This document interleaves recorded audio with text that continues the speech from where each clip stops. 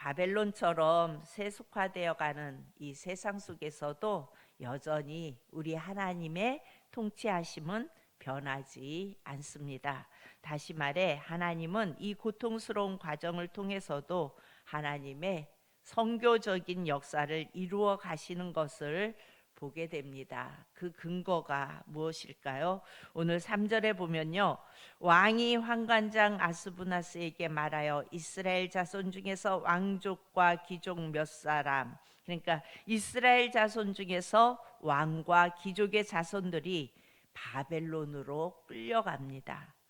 이것이 바벨론 1차 포로기입니다. 그러니까 유배인데 바로 이때 1차 이때 다니엘과 세 친구들이 끌려갑니다.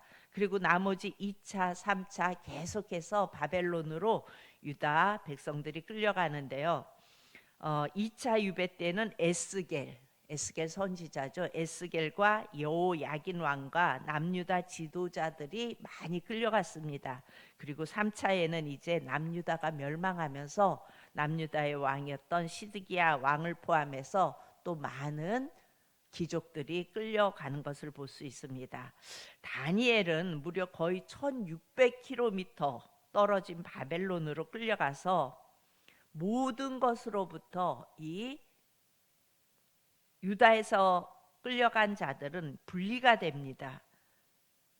너무나 낯선 환경, 그리고 하나님만 섬기던 이들이 수많은 이방신들과 우상들이 가득 찬 세속 도시 한복판에 그야말로 던져진 것입니다. 그곳으로 끌려간 것입니다.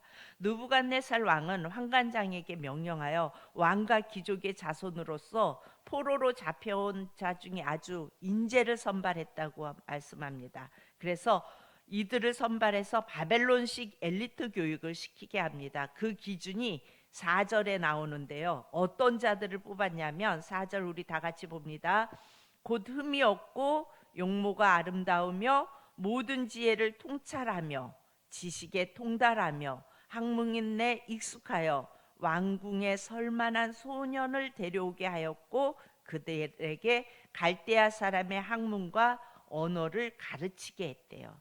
그러니까 건강하고 신체가 잘 생겨야 했고 또 지혜로워야 했고 지식이 있으며 통찰력, 지혜와 지식이 있는 이들 중에 소년이어야 했습니다.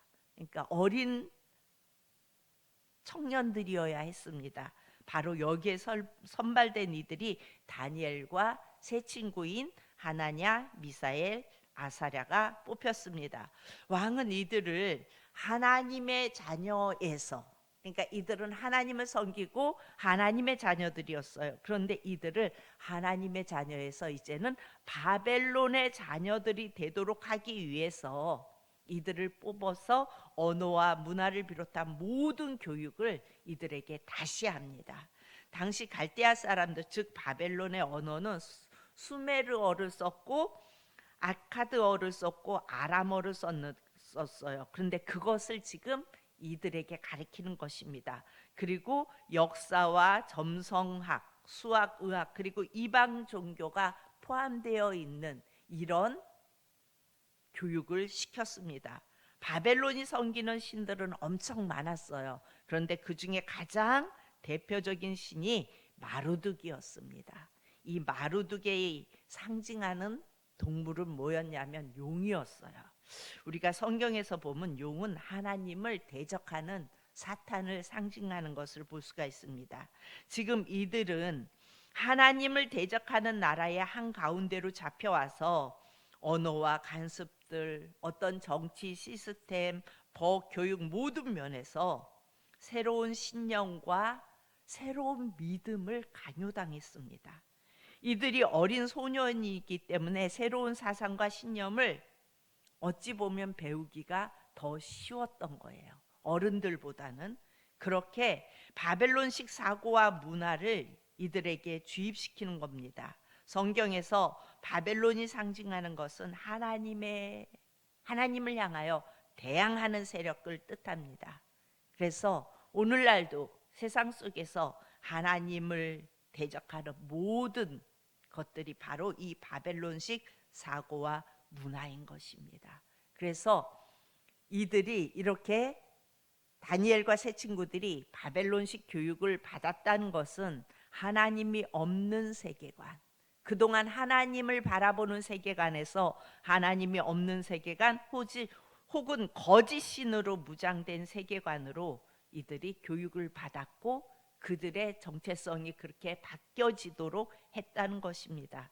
그래서 4절에 그런 자들을 뽑았고 5절에 보면요, 또 왕이 지정하여 그들에게 왕의 음식과 그가 마시는 포도주에서 날마다 쓸 것을 주어 3년을 기르게 하였으니 그 후에 그들은 왕 앞에 서게 될 것이라. 무슨 말이에요? 이들은 바벨론식 커리큘럼, 그러니까 그들의 하나님 중심적 정체성을 다 지워버리는 교육을 받았다는 것입니다. 그러나 여기에서 그치지 않습니다. 이들은 3년간의 교육 이후 왕 곁에서 일할 수 있는 공직을 제안받습니다. 소위 바벨론의 공무원이 되는 것입니다. 그리고 음식과 포도주를 제한받았는데 이 부분은 우리가 앞으로 따로 보도록 하고 6절에서 7절을 보면요, 우리가 보통 알고 있는 다니엘의 세 친구들의 이름은 사드락, 메삭, 아벳느고예요. 다니엘, 사드락, 메삭, 아벳느고, 이거는 다 바벨론식 이름입니다. 그들의 원래 이름은 그것이 아니라 하나냐, 미사엘, 아사랴였습니다. 다니엘을 비롯한 이 유대식 이름에는 아주 깊은 의미가 담겨 있는데 모두 하나님을 향한 신앙 고백, 그리고 하나님의 성품을 노래하는 이름이었습니다.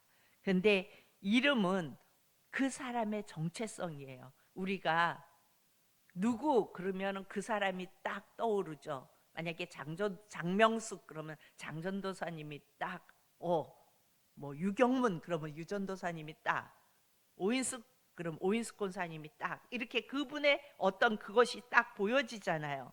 이런 것처럼 그 이름을 바꾸라는 말은 그들의 정체성을 바꾸겠다는 거예요.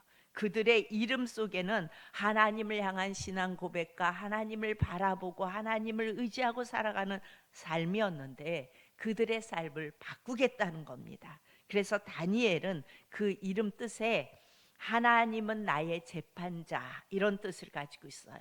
그러니까 하나님이 재판하시고 하나님은 나의 재판자다, 이런 뜻인데 이 다니엘을 바벨론식으로 벨드사살 이렇게 바꿔요.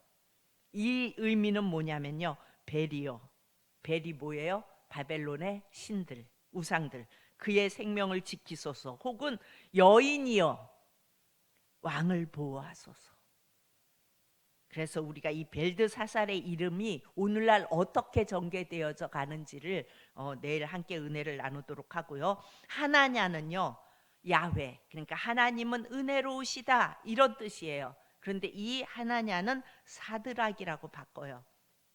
그리고 아쿠의 명령이라는 뜻을 가져요. 아쿠는요, 바벨론에서 섬기는 달의 신이에요. 아쿠의 명령, 하나님을 바라보는 자가 이제는 이방 신들, 우상의 신들의 이름, 그것을 바라보도록 이렇게 계명합니다. 미사엘은요, 하나님과 같은 자가 누구냐, 하나님 외에는 더 큰 자가 없다라는 고백인데 그 이름을 메삭으로 바꾸고 아쿠와 같으리요, 누가 감히 아쿠와 같으리요. 아쿠가 누구예요? 달의 신, 바벨론이 섬기고 있는 달의 신과 같을 자가 없다. 그러니까 하나님과 같은 자가 없다, 이 뜻을 이젠 우방신의 우상의 신과 같은 자가 없다, 이런 식으로 이름을 바꾼 겁니다. 아사랴는 야훼가 도우셨다, 그러니까 하나님이 도우셨다. 그런데 이 이름을 아벳느고로 바꿔요. 아벳느고는 뭐예요? 느고의 느보는요, 마르둑 신, 바벨론의 대표적인 신 마르둑 신의 아들의 이름이 느보예요. 그리고 느보의 종이라는 뜻입니다. 이 아벳느고는, 그러니까 결국은 마르둑 신의 그 아들의 종입니다. 우리는 하나님의 종입니다, 하나님의 자녀입니다가 아니라 마르둑 신의 아들의 종입니다, 이런 의미입니다. 그러니까 계명의 핵심은 바로 하나님을 기반으로 한 정체성을 다 제거하는 것입니다. 그러나 하나님은요, 하나님을 전혀 알지 못하는 이 바벨론 도시 속으로 신실한 자녀들을 하나님이 보내신 것입니다. 어찌 보면 유다가 멸망하여 이들이 계속해서 포로로 잡혀간 거예요. 그래서 바벨론의 그 우상들이 하나님을 정복한 거예요. 표면적으로 보면 그래요. 그런데 하나님은 그 위에서 통치하시면서 이 신실한 자녀들, 하나님만 바라보고 하나님을 의지하는 자녀들을 이 바벨론의 선교사로 보내신 것입니다. 물론 선교사라는 타이틀은 없어요. 포로로 잡혀간 거예요.